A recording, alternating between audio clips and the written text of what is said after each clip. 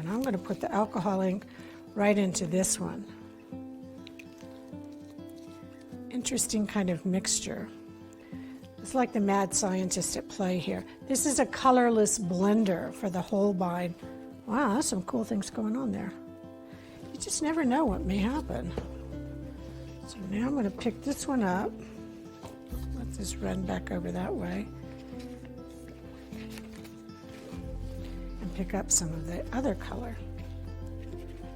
So you get the idea. I mean, I could stand here and play for hours, but I've got the time. Maybe you've got the time, but Andy doesn't have the time. So, so I'm going to move on to some of the other things you can do with this. And let's go over to the white piece that